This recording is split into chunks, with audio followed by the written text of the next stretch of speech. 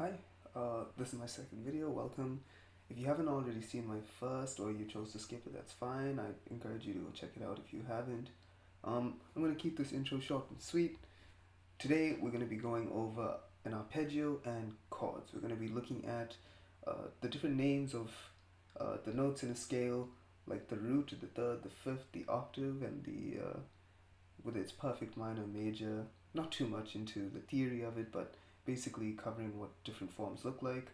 And then we're going to be doing the basic forms of arpeggios and talk about what they are and why they're useful.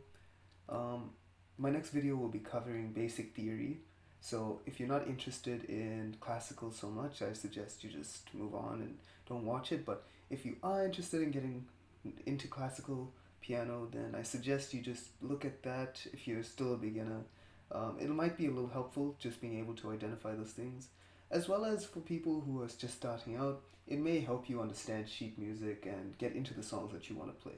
So without further ado, let's get started.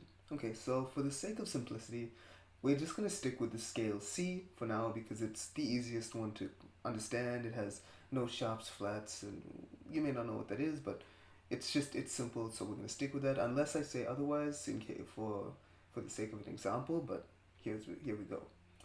Basically, when you have a scale, you have seven notes with different names. So the most common to take note of is the first, which is called the root. In this case, C would be the root.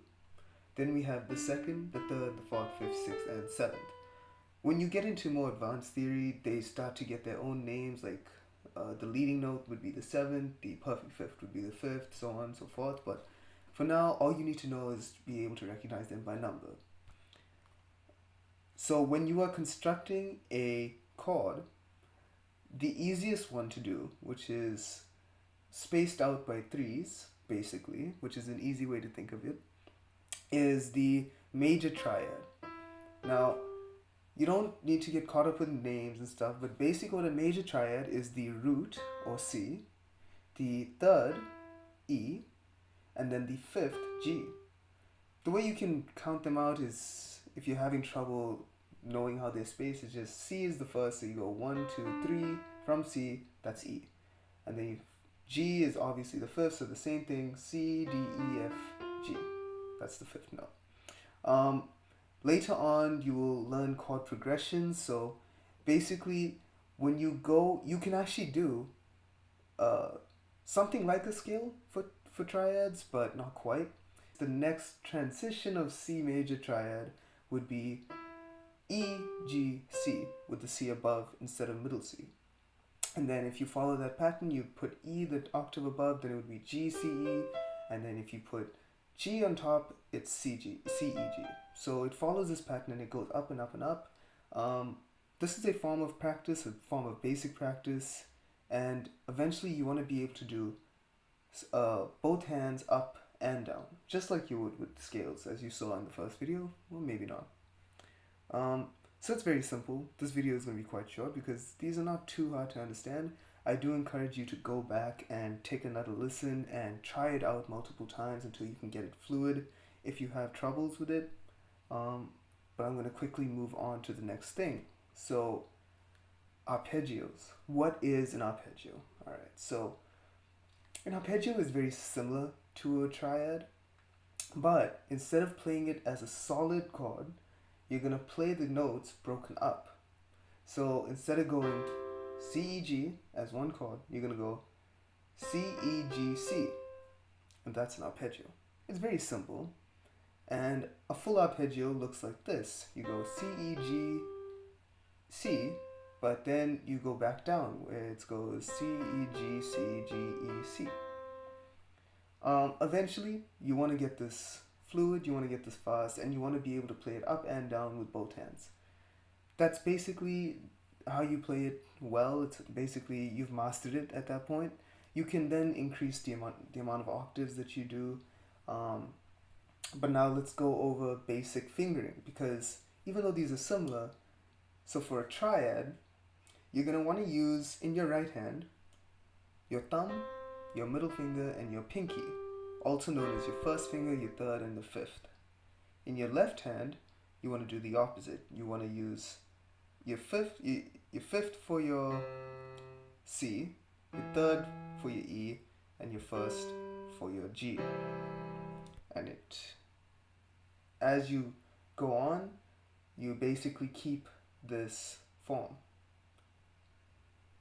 There is, however, a difference when you are playing when you go into the second transition where it goes E, G, C. For that one, you play the G with your second finger, your pointer finger, your index. This is the only difference out of all of them. So just remember that when you're playing up and down, that on that specific chord, you use your second finger. This is form, so it's not super important if you can find a way to work around it well. But it is something to take note of because if you practice it this way, it'll make learning the different scales, the triads for the different scales, a lot easier. And finally, let's take a quick look at the fingering for arpeggios. So arpeggios basically, it's very simple. You want to go 1 3 1 2 3 5 3 2 1. So on C you play your thumb, on E you play your index, on G you play your middle finger, and then on the highest Z, on the octave above C, you play your pinky.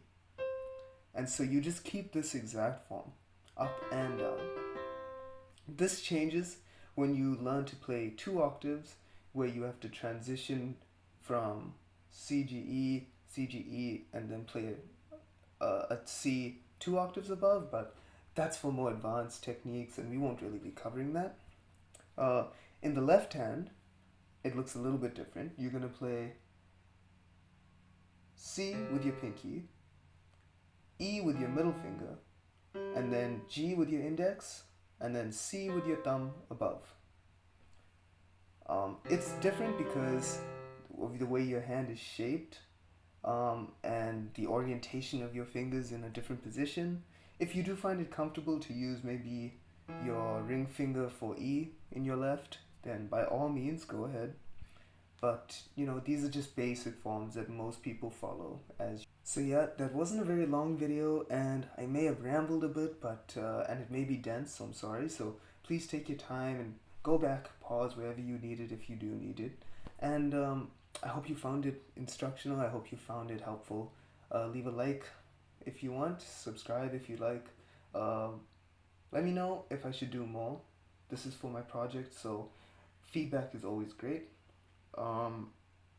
Yeah, have fun playing piano, and I hope that you're actually learning stuff from these videos. Take care.